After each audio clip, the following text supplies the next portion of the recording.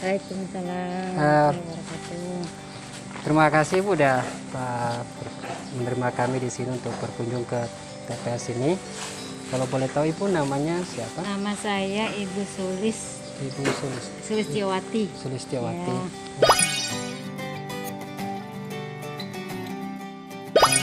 Sejarah terbuatnya TPS ini seperti apa Bu? Sejarah berdirinya ya. Iya, sejarah berdirinya TPS ini. Kalau berdirinya sebenarnya sejalan dengan perumahan yang ada di sini ya. Awal mulanya kan perumahan ini berdiri belum ada tempat pembuangan sampah. Kemudian beberapa tokoh seperti Pak RW, Pak RT dan beberapa warga mengajukan ke Dinas Lingkungan Hidup agar di sini difasilitasi tempat pembuangan sampah gitu. Di pengurus itu ketuanya Pak Bandung, terus wakilnya bendaharanya Bu Titin dan Pak Ahmad, sekretarisnya Pak Slamet, dan saya sebagai pengawasnya di sini. Jadi gitu. kita punya organisasi yang berasal dari warga-warga juga. Dari sini juga. Untuk mengurus, itu saya mengurus. Berarti kalau tanah ini punya kepemilikan Tanahnya dari punya apa dana? Pasos ya. Awalnya punya developer, cuman kan sudah dialihkan ke umum ya. Jadi punya pemerintah lah. Oh, di sini punya pemerintah jadi. Ini pemerintah, ini bahkan yang bangunkan ini juga pemerintah.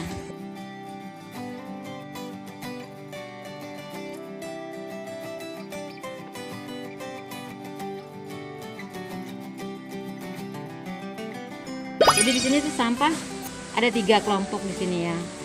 Ada kita pilah nih, mereka harus sedang memilah. Ada residu, ada organik, ada anorganik. Nah itu kan dibagi 3 ya. Kalau kelebihan dari TPS ini apa? Kalau kelebihannya, kenapa kita kemarin sempat jadi terbaik di Kota Bogor ya untuk TPS 3R adalah di sini mampu mengolah sampah organik sehingga menjadi zero waste organik di sini ya, dengan memanfaatkan mesin maggot ini, makhluk hidup seperti maggot ini.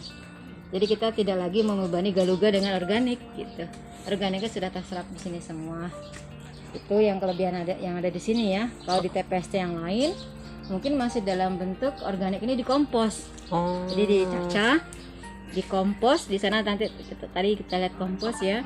Itu prosesnya lebih lama. Kalau di sini kan 20 hari sudah jadi kompos. Kalau di pengomposan itu 2 bulan baru jadi kompos. Nah dari situ aja, dari selisih waktu aja sudah sangat relatif cepat dengan pengomposan dengan menggunakan maggot dibandingkan dengan pengomposan yang manual gitu. Dengan walaupun dikasih E4, dikasih molase, tetap aja ini lebih cepat. Artinya untuk menyelesaikan sampah organik ini lebih cepat ketimbang pengomposan yang biasa. Dan ini baru diterapkan di MBR saja gitu untuk maggot ini. Walaupun saya sudah disuruh dinas kan melatih ke TPS yang lain, tapi baru 8 kayaknya yang baru mulai untuk maggot seperti itu. Kalau ada hambatan nggak Bu untuk pengelolaan TPS ini, hambatan? Kalau mungkin kayak sampah gitu atau ada yang lain gitu di sini? Kalau hambatan sih lebih ke kayak warga ya, kayaknya warga tuh disuruh memilah kayaknya agak berat ya. Memisahkan dari rumah organik, anorganik atau organik dengan sampah kering, sampah basah itu kayaknya masih berat. Itu hambatan kita. Jadi berarti sulitnya akhirnya mau tak mau di sini ya. Nggak mau di sini jadi dipilah di sini, akhirnya memilahnya jadi cukup membutuhkan tenaga banyak ya.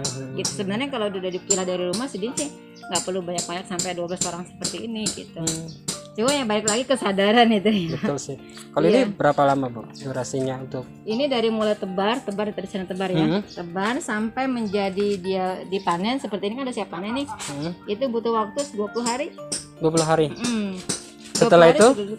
Setelah itu dia kemana pindahnya kemana? Nah itu ini kita kasih makan ayam bisa ininya. Kita buat pakan ayam, buat pakan lele. Ininya nih apa namanya, maggotnya ya. Ini ayam suka banget ini.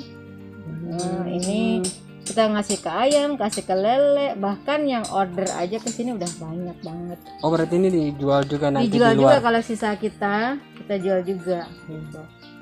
Malah lebih banyak yang dijual karena permintaannya per kilo apa gimana? Per kilo, sekilonya 5.000, 6.000 kilo ya, banyak juga berarti ya Bu ya. Ya, ini kalau dikasih ini, kalau ayam pakai makannya suka sama apa? Kita cobain. Coba kita sana dulu. Iya. Ini juga ayamnya lebih sehat. Jadi nggak harus punya biaya banyak ya Bu untuk beli makanan dari luar Dari ya. sampah. Ternyata bermanfaat juga ya. Dia bisa. Kita mikir cuma tempat sampah biasa doang ya, Enggak, sampah biasa justru ternyata. dari organik yang nggak ada nilainya, kita kemas seperti ini jadi bernilai Pak. Dia bisa buat pakan alternatif buat ayam, buat unggas, bebek, lele, ikan hias, banyak manfaatnya. Seperti itu. Bahkan dia lebih sehat, di lele pun lebih sehat dengan maggot ini. Nggak gampang buang air gitu. Kalau yang organiknya gimana Bu? Untuk tanaman apa berhubungan juga dengan sampah di sini? Ya, kalau maksud tanaman organik itu ini hasil dari panen. Setelah panen ini Pak, kita punya kasgot. Nih, kasgotnya ini yang masih kasgot basah. Kalau sekali kasgot kering seperti di sana tuh Pak. Ini kasgotnya maksudnya tuh? Bekas panen ini akan menghasilkan kasgot. Nih seperti ini. Nih, Bapak nggak nyangka kan sampah yang seperti tadi akan nanti kalau panen akan seperti ini. Ini kayak model pupuk ya? Iya betul. Wow. Inilah nanti yang akan kita manfaatkan buat pupuk tanaman. Ini jauh lebih baik ketimbang urea Pak. Ini sudah mengandung. Ini kita kumpulkan kasgot-kasgotnya yang sudah kering. Nah ini nanti ini yang namanya media tanam. Nih nggak ada Pak kompos sebagus ini. Nggak ada. Ini nggak nyangka kan yang tadinya kayak gitu. Iya. Kalau udah kering jadi begini. Ini Keringnya. iya, ini bisa dimasukkan untuk media tanam. Ini udah kering itu masih basah. Berarti ini juga dijual enggak? Atau Dijual 2.500 per kilo. Banyak duitnya ya Pak. berarti kita ternyata juga sia-sia ya kalau buang sampah, ternyata Sia-sia punya banget karena ada manfaatnya banyak banget ya. Betul. Itu kelebihan dari maggot. Di samping sampah selesai organik, hasilnya maggot bisa buat pakan alternatif. Kasgotnya, kotorannya dia plus sampah-sampah sudah kering seperti ini bisa jadi pupuk tanaman. Jadi emang biayanya juga kita nggak harus keluar. Iya, jadi nggak perlu beli lagi pupuk urea dan nggak perlu lagi di pestisida segala macam, udah cukup. Ini kan kita sudah dicoba gitu Pak hasilnya dan luar biasa. Itu lagi pupuk tambahannya kimiawi nggak perlu. Semuanya kita sayuran organik, benar-benar organik. Setelah maggot berarti hasil yang itu bisa separuh pindah ke sini untuk pertaniannya. Kasgotnya. Iya, kasgotnya. Iya, kasgotnya. Jadi kalau yang binatangnya tadi namanya black soldier fly atau maggot, yang bekas media ketika setelah selesai panen itu namanya kasgot. Itu berapa lama kalau dibutuh durasi seperti itu? Kalau yang tadi kan 20 hari. 20 hari kita panen. Kalau yang itu kasgotnya masih basah. Kita biarkan selama kurang lebih 2 minggu. 2 minggu Sampai jadi kering. amoniaknya sudah nggak ada lagi, gas panasnya sudah atau metan sudah ada lagi. Baru kita bisa siramkan seperti itu tuh. Untuk pemupukan awal. Pemupukan awal, setelah itu baru mulai ini ya. Baru nanti ditanami. Gitu. Berat di sini apa tanamannya apa? Di sini kan ganti-ganti terus. Kemarin kita habis panen sawi, terus kacang tanah, tomat, terong, ganti-ganti aja. Itu setiap ini kan lagi habis panen kan kemarin lagi mau nyoba cabe kita gitu. Dan ini nggak benar-benar nggak pakai pestisida yang saya bilang. Ini tadi. baru apa emang dia baru buat pertanian organik seperti ini? Ya semenjak ada kasgot aja. Semenjak kita punya kasgot, terus kita konsultasi dengan dinas pertanian kan ya, manfaatnya dia untuk apa? Akhirnya disarankan untuk pertanian aja.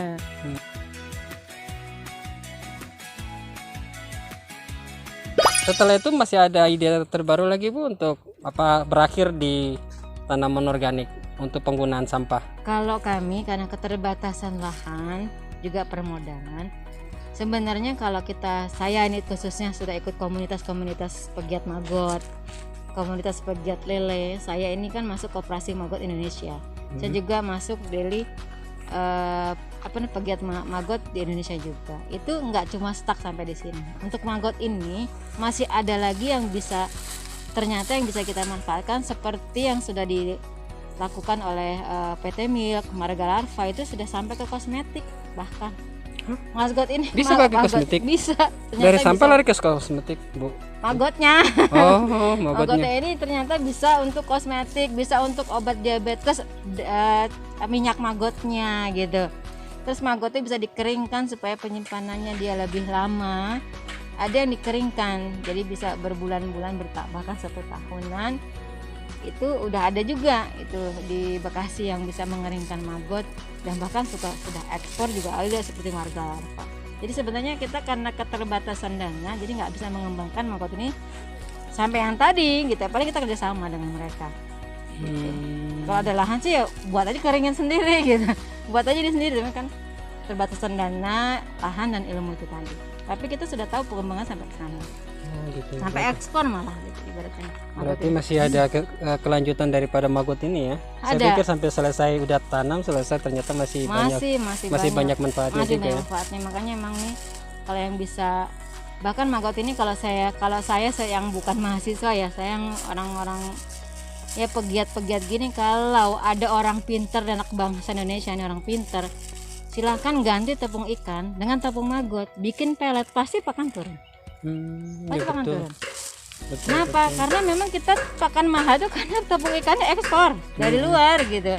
Iya, betul. Kalau kita bisa itu tadi, bisa kreasi sendiri, anak bangsa ini khusus yang pintar-pintar yang punya lab, mungkin yang bisa punya alatnya, tolong bikin aja di mereka tepung maggot, campur dengan bahan-bahan sehingga menjadi pelet ikan. Insya Allah tertolong untuk petani ikan, petani puyuh. Sekarang saya juga bingung juga ini, di Indonesia ini yang ngatur siapa ya, makannya naik tapi telur turun. Nah itu yang bingung. Makanya kita harus pandai-pandai, kalau saya pribadi, gimana cara bikin pakan alternatif supaya mereka tetap berjalan. Ini saya kalau nggak petani, nggak saya jual maggot. Kenapa? Mereka yang sangat membutuhkan sekarang. Petani puyuh, coba bayangin, harga pakan naik dari mulai 300 sampai ke 390. Harga telur ketika 300 itu harga telur 270 per kilo, sekarang malah 19.000. Ini secara logika gimana ya, ibarat kata seperti itu. Iya, betul. Makanya kita ketolong dengan adanya maggot ini. Petani lele pun juga begitu, tolong dengan adanya maggot, jadi nggak harus mengandalkan pakan dari pabrik. Akhirnya keuntungannya juga jadi tipis seperti itu. Jadi kita tuh kalau saya pribadi yang saya rasakan, nggak banyak berbuat tapi bisa membantu masyarakat yang lain, khususnya petani lele, petani ayam, bebek, terbantukan dengan adanya maggot. Jadi kita manfaat juga bukan hanya mengentaskan sampah, tapi ternyata juga membangunkan kembali mereka yang sudah pada mati gitu loh, akibat pakan alternatif lele ini, maggot ini. Kalau satu inspirasi buat anak-anak siswa sekarang seperti apa, bisa kasih inspirasi? Kalau sekarang ya karena memang situasinya seperti ini ya, yang jelas pasti kalau siswa belajar lah dengan sungguh-sungguh, itu udah pasti. Yang kedua, coba lebih kreatif lagi, melihat keadaan sekitar gitu ya, apalagi kalau bisa bagang-bagang seperti ini, supaya ada keinginan untuk istilahnya menciptakan ide-ide atau gagasan-gagasan untuk berbuat yang bisa lebih bermanfaat buat orang lain gitu. Itu harapan kita ke siswa. Kalau kami yang udah tua kan udah nggak bisa lagi, tapi yang siswa kan masih otaknya masih cemerlang, masih gitu ibaratnya.